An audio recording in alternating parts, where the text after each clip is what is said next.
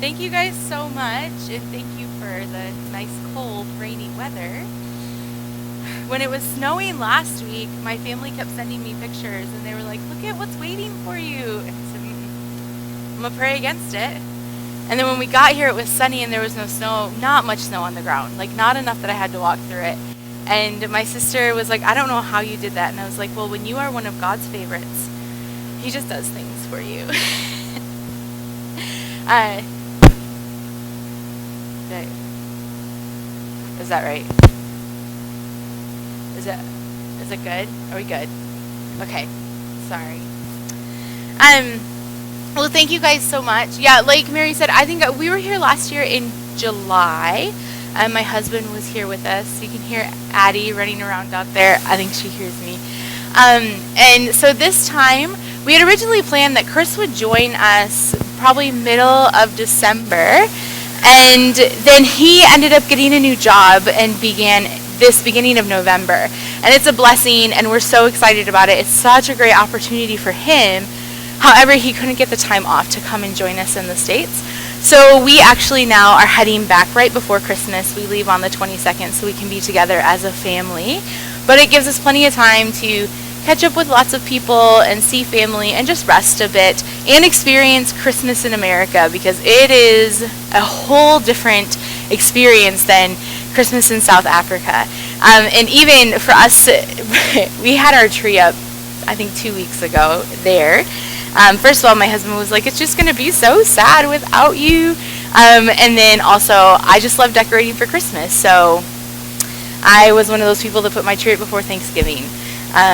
Luckily, no mobs came after me. So we're all set. But I'm really excited to be here. Chris says hello. He's really sad he can't be here.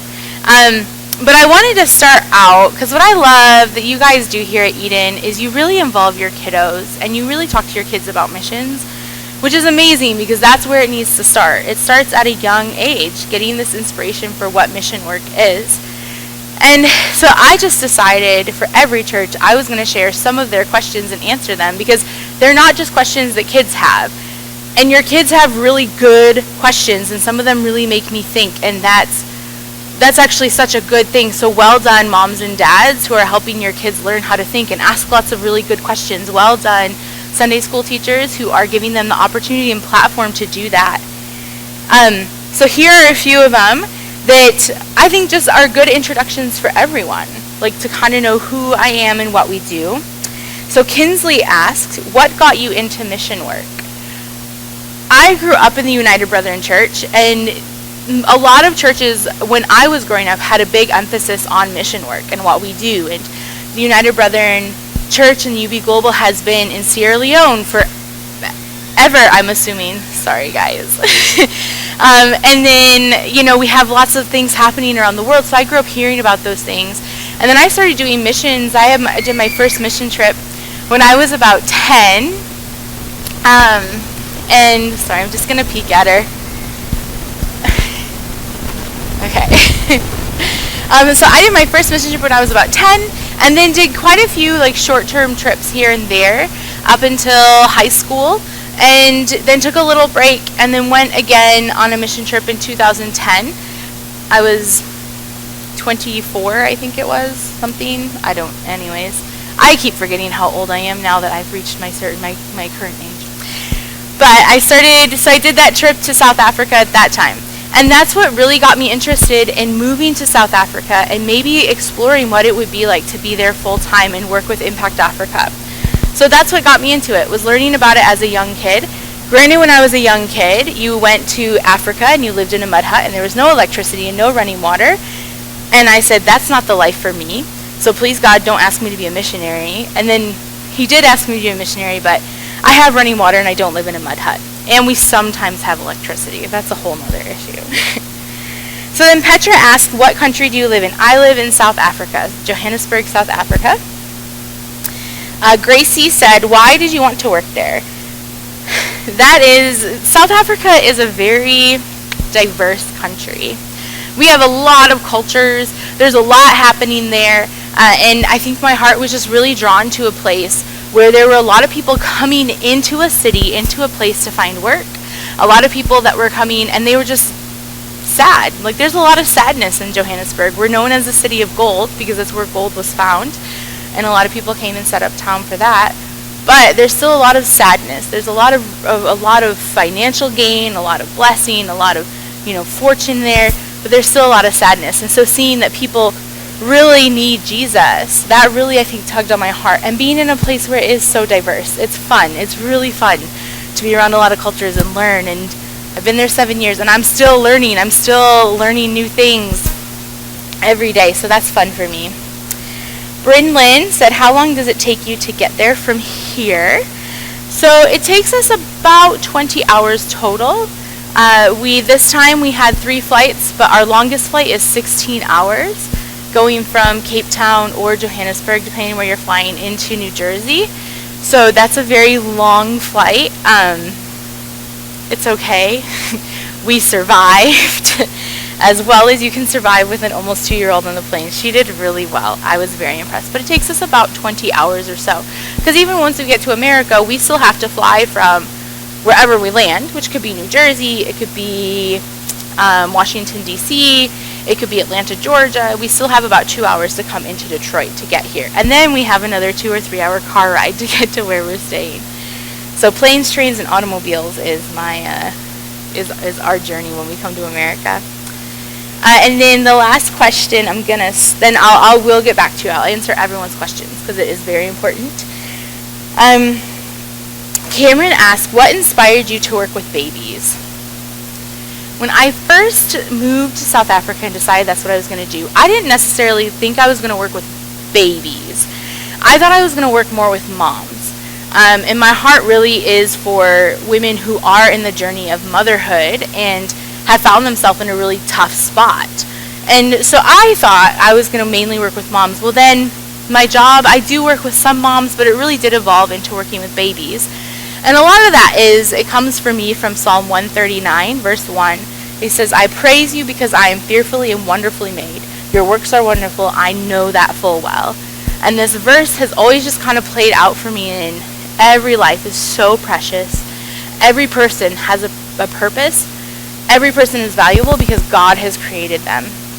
Not because you and I say they're purposeful, and not because you and I say they're valuable, but because God made them. And for me, it's because I had to realize God made me. I am purposeful. I have value no matter what. And if that's true about me, then that's true about the person next to me. That's true about the baby that's been abandoned. It's true about the homeless man who has no food. So for me, it comes down to life is so precious. And every one of us starts as a baby.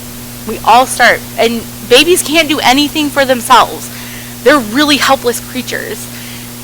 They just cry and scream until somebody takes care of them and does something for them. And so it really has, for me, been an inspiration to say, okay, like, we all started that way. Jesus started as a baby. I mean, the Savior of the world, like 3-in-1, God, started as a helpless human baby. And that, to me, is really an inspiration, and it just reminds me how valuable a baby's life is. So those are just a few things to get us started as we kind of jump into this. I will answer the rest of your questions. They are all very good. So yeah, this year in June, like I mentioned, I celebrated 7 years living in South Africa. They say that after 7 years, you have mostly acclimated to a new culture. Sometimes I think that's very true. Sometimes I'm not really sure. I still feel silly sometimes. It just is living in another culture. And then being married to someone who's from that culture is also a whole different experience. Because while we share a lot of the same, we share the same values, the same faith, there are some things that culturally are different. His family is very British, South African, and so there are a lot of British things about them. You know, they don't say I love you at the end of every phone call. My family says it at the beginning of the phone call, in the middle of the phone call, at the end of the phone call. They don't say I love you when you're leaving a place physically. My family says I love you when you show up. They say I love you during it, and we say I love you at the end. So it's things like that, you know, culturally are just very different. And so there are some times where I still find myself in culture shock. And then being back here for the last week or so, I find myself in this really weird reverse culture shock, because now all I hear are American accents. And when we landed in New Jersey, I had this moment of what is happening. There are so many Americans here. And normally if you hear an American in South Africa, it's either someone I work with or it's a tourist group, and you can kind of spot them. Americans are really easy to spot when you're overseas. So for 7 years, I feel like I'm in this really weird, yes, I've acclimated, yes, that's home, but you still find yourself like drawing on who you are and where you're from. But with that, for 7 years, I've been director of Impact Baby Rescue, which is a branch of Impact Africa. Our goal with Impact Baby Rescue is to prevent babies from being abandoned. In South Africa, the statistic says that every day there are 3 babies abandoned a day. That equals about 3,000 babies a year that are left. And there are a lot of reasons babies are left. They're either just left in the hospital after they've been born, mom just leaves. None of our records in the government hospitals are digital. It's all on paper. You can give a fake name and a fake phone number and you can leave. Babies are often left in fields and in trash bins and dumpsters. Or, like what we do, we have the Baby Saver, which is the baby safe, the safe haven. So with that, what we really are working towards is finding safe alternatives for that. And journeying alongside moms who find themselves in a place where they're saying, I am desperate, I don't know what I'm going to do, I don't know how I'm going to take care of this baby, and saying, how can we help you? How can we journey with you? Either to find a safe alternative for your baby, or for you to reconnect with family and keep your baby. We do this through 4 main avenues. We raise awareness in our local clinics and hospitals. I've talked about our awareness team before. We go in and we talk to people about who we are, the services we offer. We're here for you. Please don't dump your baby. We offer counseling and referral services. So those are for the moms who are kind of in between. They don't know what they're going to do. They need a referral. We are there for them. We're able to either refer them on to a partner who can walk with them longer, journey with them longer, or we're able to walk them through the adoption process or reunification process with family. We're also a place of safety and rescue. So that's if a mom is wanting to place her baby, we can help her sign that baby over or anonymously leave the baby. And we have 2 baby homes now. We opened our second one early this year. And this is where babies come and they stay with us until they are adopted into their forever families. 2022 has brought a whole new experience of blessing and favor in the midst of a lot of challenges and struggles. And I think 2022, we're all kind of coming out of this. Things are starting again. Like we're kind of getting back into a normal-ish rhythm of life. But we found, and I know you guys are experiencing it here too, we found in South Africa that a lot of people are hitting very, very difficult economic times. And so we're seeing an increase in abandonment, an increase in desperation. South Africa also at the moment is currently working towards changing the way they do adoptions and the way that they handle these babies that are abandoned or babies that have been signed over for adoption. And it's created a lot of new hoops and new bits of paperwork that I have to put together every time we have a baby come. And so it's just created a lot of extra work. But what's really cool about it is we've also seen the way that we've been able to fight for these babies' rights and for their futures. Over the last year, we've seen a lot of growth and expansion in that. We celebrated new life and lives saved. We've been a part of witnessing families come together. Like I said, we opened our second baby home, and that currently we have 4 babies staying there. And it's opened a new door for us in a new area of the city that was otherwise unreached, where we've been able to go into high schools and clinics, and we've been in front of a whole new group of people saying, hey, listen, don't dump your baby. There are safe alternatives. Also, in the midst of this, like, God loves you and he loves your child. Like, you are valuable. You, mommy, are valuable. And it's been so cool to see the growth and the fruit that's come from that. And we also it's allowed us to grow relationships with different hospitals and social workers and the police and different departments and schools. With this growth and expansion, our team has been able to, which is just, it still amazes me, we've been able to be in front of and share our message with 90,307 people. And so these are people who otherwise wouldn't know we exist. And maybe they do know, but now they're reminded. And every person that we talk to, they get a flyer. And this flyer is bright green. You cannot miss it, even if it's on the ground. And it says, do not dump your baby. Please call us. Here's where we're located. Please come find us. As a result, we have seen 27 babies rescued this year.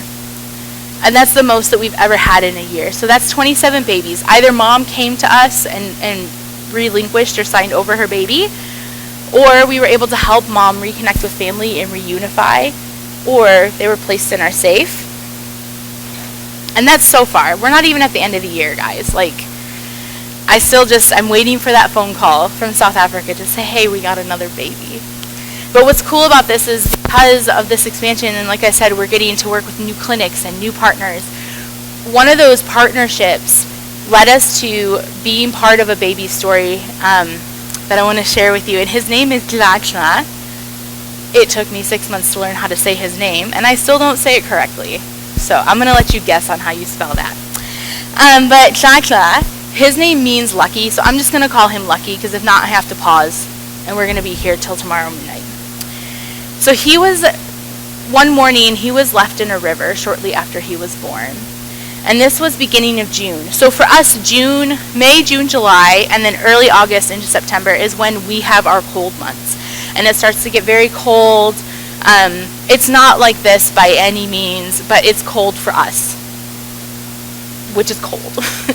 So this baby had just been born and was left in the river. And a community member was walking by and just happened to hear him and rescued him and pulled him out of the river and took him to the local clinic. Well, the local clinic called my team and said, hey, there's this baby that's been brought here. Can you help us? Of course we can help you. So we were able to connect the dots and get the paperwork started, and we were able to take him to the hospital. And he had to stay in the hospital for about 6 weeks because his body temperature was low, which meant his blood sugar was low. And they had to really make sure that he was going to have a fighting chance to survive. Because most babies who are left like that, they don't survive. So then about 6 weeks later, I got a phone call from the social workers, and they said, hey, we really need a bed for Tlachla. Do you have a bed? And I was like, we absolutely have a bed. So we got to be part of his story. And he came and he stayed with us. And then now in early October, he was placed with his adoptive family. The quickest we've ever seen. He was 3 months old. The quickest we've ever seen a baby go. But we were so excited, and he is a thriving, beautiful, beautiful baby boy, all because somebody heard him and rescued this baby. And all of that being connected to them because my team has been we've been working so hard to get into these clinics and fight for these kids. With everything that we've experienced in the last year, through ministry and our own personal family lives, we've had a lot of ups and a lot of downs. Lately, it feels like it's a lot more downs, a lot more fighting, a lot more sludging through. But God just keeps reminding me of a couple of verses, especially in the Psalms. David, I think sometimes when you've been walking with the Lord for a while, there's kind of a stigma around reading the Psalms. It's like, oh, but that's easy. That's a bit fluffy. And you got to read like Corinthians and Galatians and really get in there.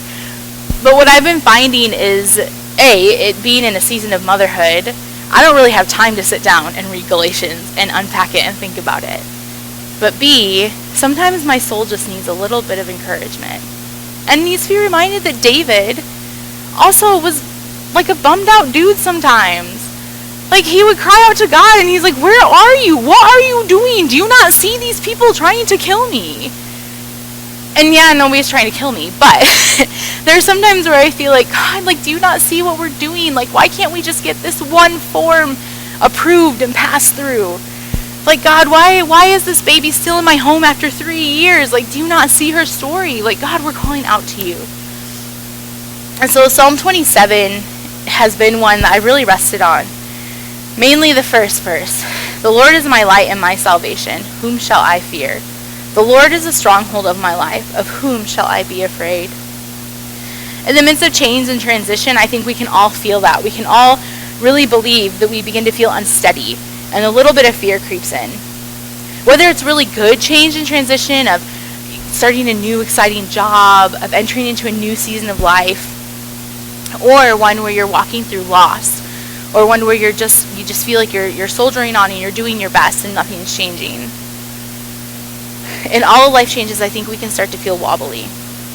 And for me, what I've been doing really in this season is running to God and making him a safe space and reminding myself, the Lord's my light and my salvation. He is my light and my salvation. He is my stronghold.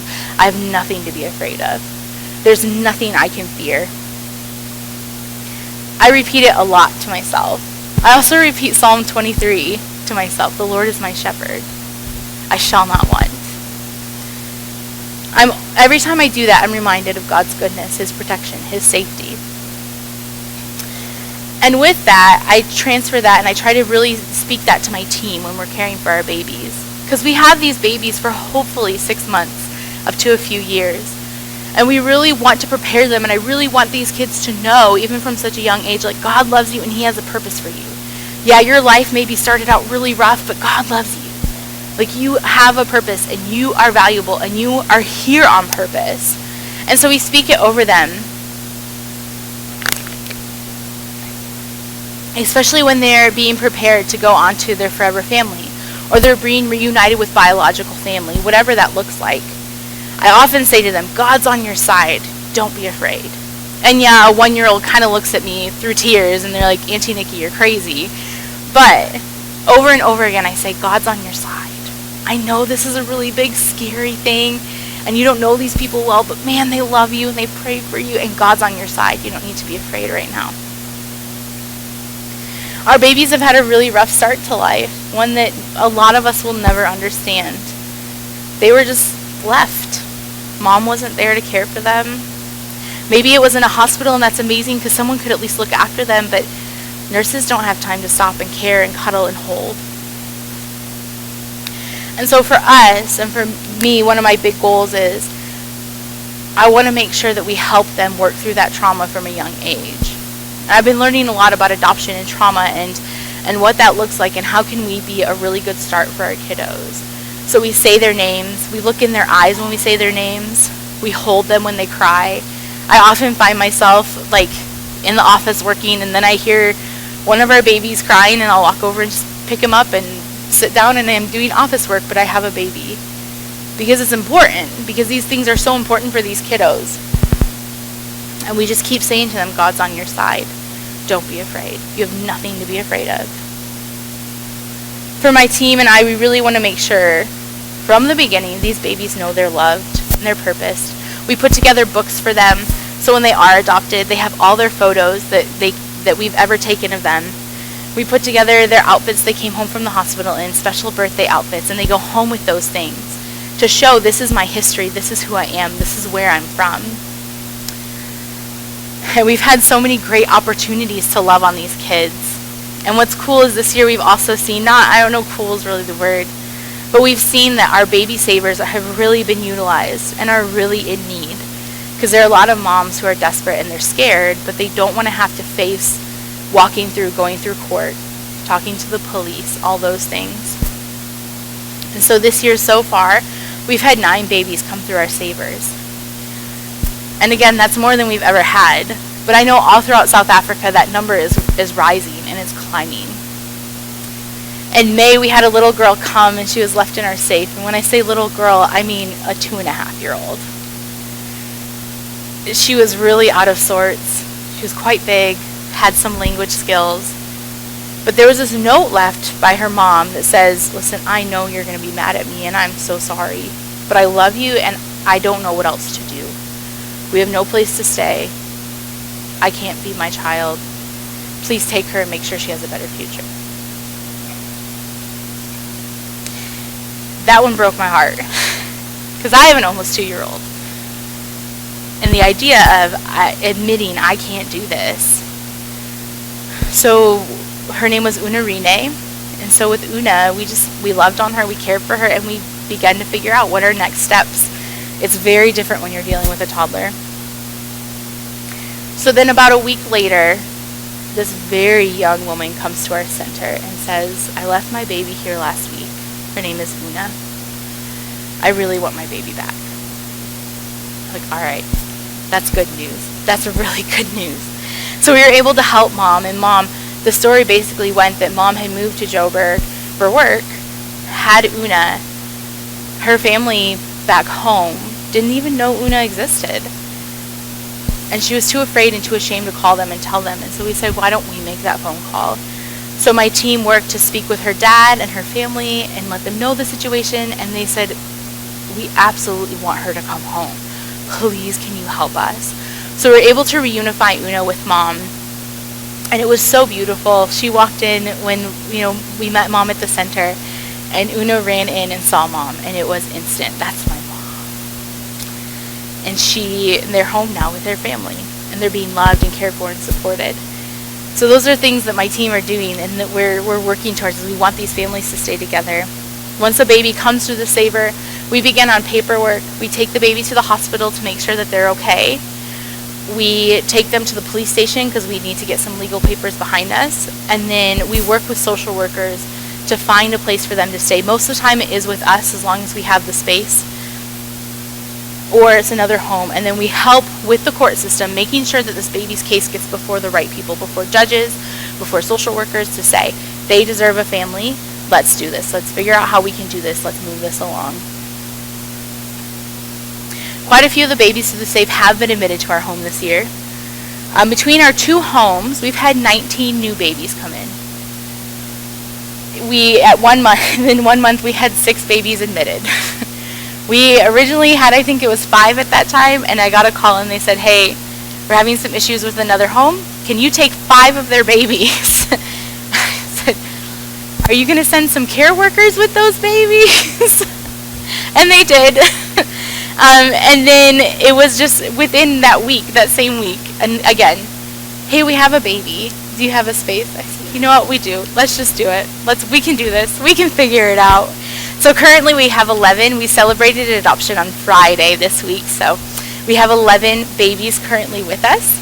I have 10 staff members who work at the home and help care for them. It's not all me. Don't worry. I let someone else do the care, and I just do the paperwork, which isn't as fun as caring for babies, honestly. Our youngest is just 3 weeks old. She came through our SAFE. Her name is Mashle, which means beautiful. And then our oldest just turned 3. Her name is Princess. And we're just praying for a solution for her for next steps. We're really praying that God's going to be moving in her case. She's one that we've been fighting for a long time. So if you can pray for Princess, she's amazing. She and I are best buds. And it's going to be a sad day when she goes, but a happy day. Happy sad day. That's what I always say. Now, between the two homes, we've celebrated 11 adoptions this year. That's a big number, and that is something to celebrate, because that's 11 children who are now in loving forever families. That's 11 families who are now either on their journey to continuing to grow, or this is their family is complete. We also have been able to be a part of 2 reunifications, so children going home to their biological families.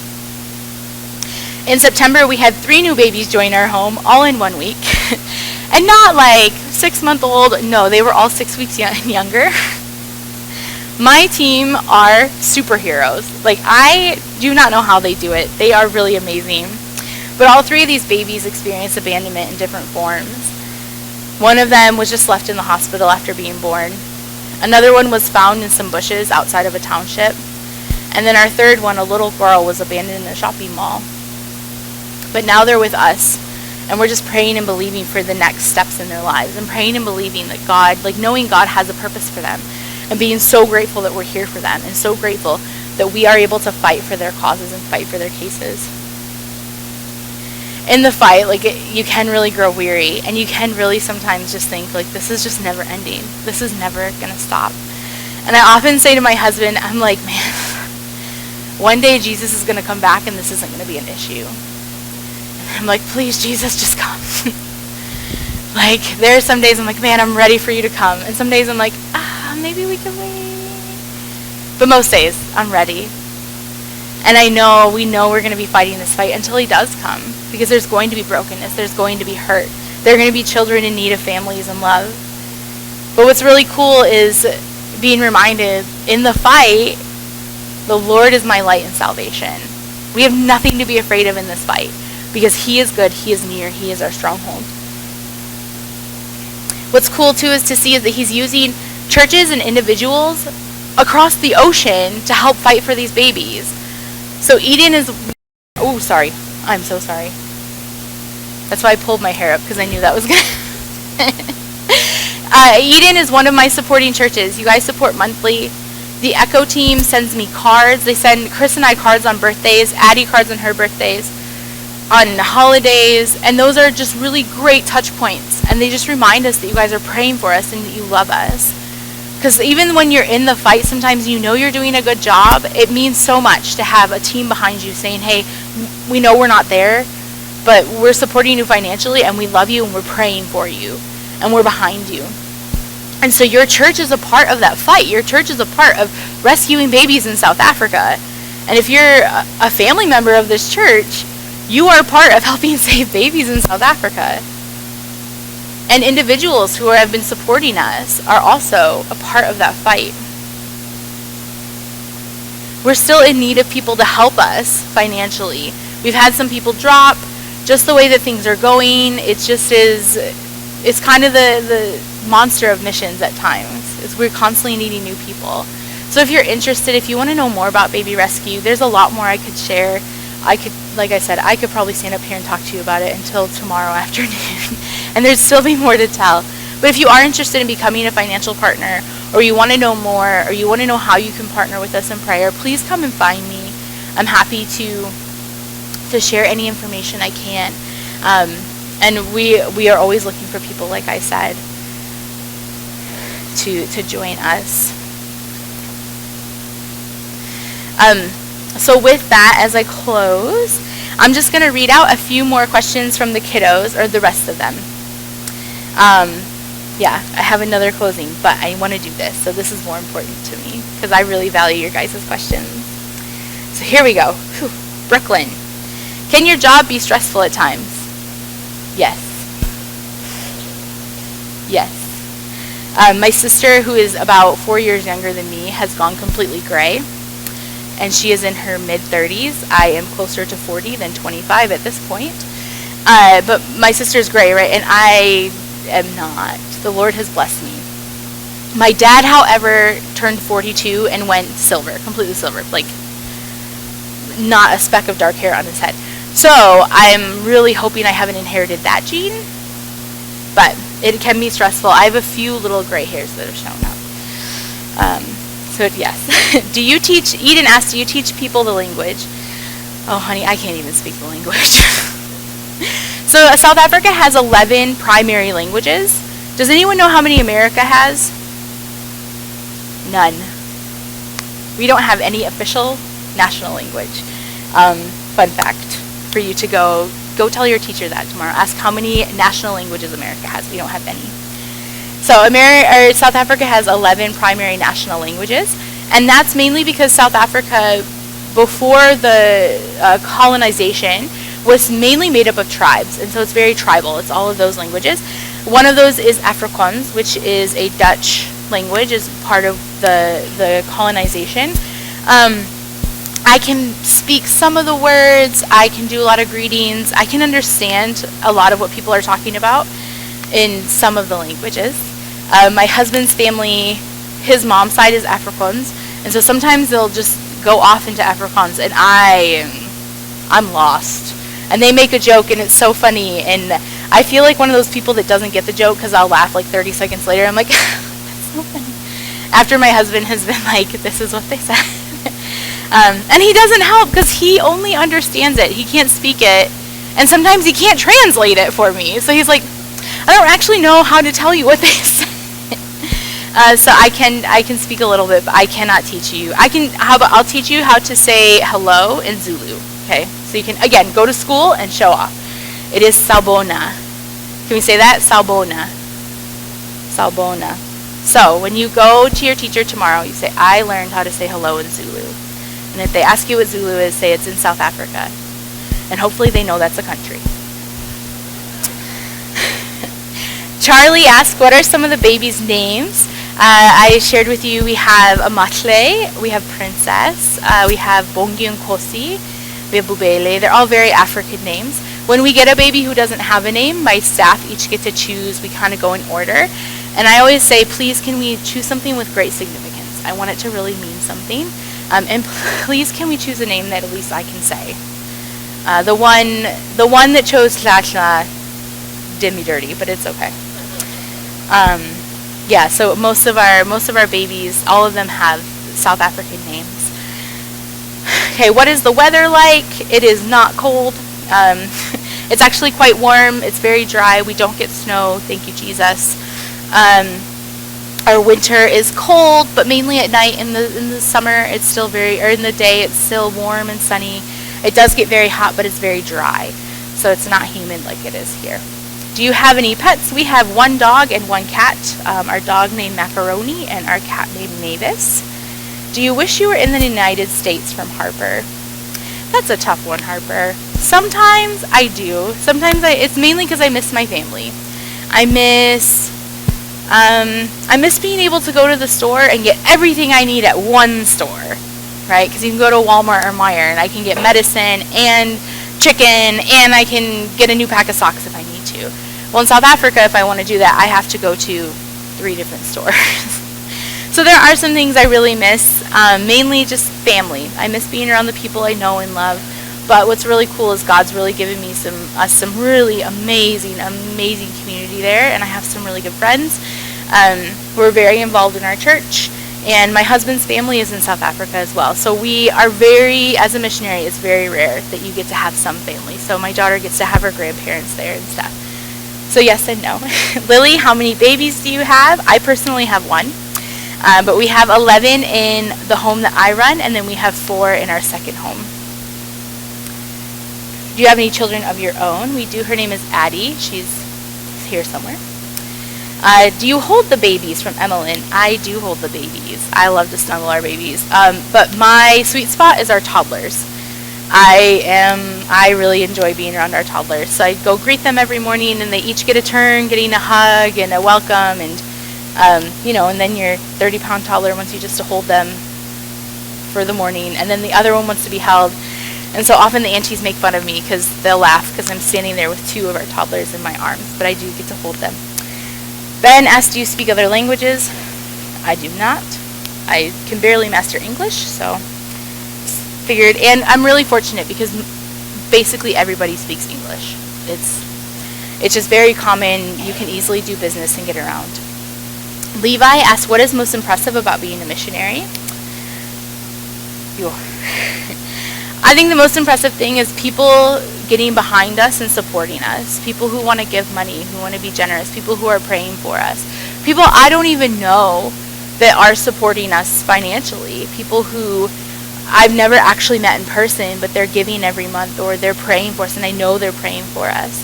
That's impressive to me, to see how God uses us in our obedience, no matter where we're at, whether you're on the mission field or you're at home working a 9-to-5 job fixing car engines. Whatever it is, seeing when you're obedient and you really give your life to God, how He'll use you to spread the gospel and how He'll use you to bring people to know Him, because that's His ultimate goal, and that should be our ultimate goal, is for people to know Jesus, and how God uses you when you're just obedient and you say, okay, what do you want from me, God? I'll do it. Evelyn wants to know, what is 60 plus 60? 120. That was an easy one. Don't ask me any other math questions. I don't know. Kenzie asks, where do you keep the babies? We keep them in our baby home. We can hold up to 15 kiddos. We have 11, like I said. They all have their own beautiful beds and a big playroom and an outdoor room and a huge kitchen and dining room. So they are very well taken care of. They are very, very well taken care of. And then that was actually the last one, because I already shared the other. But thank you guys. These were really, really good questions. Thank you all so much for your love and support. I really appreciate it. And I hope you have a really good and blessed Christmas. And yeah, that you guys just find the joy. Like, I really love that Pastor Mark said, it's joy. You should tell your face that it's the advent of joy. That made me laugh probably longer than it should have. But I'm jet lagged. It's fine. But thank you guys so much. I really appreciate it. And we always love coming to see you, and it's been a joy and honor.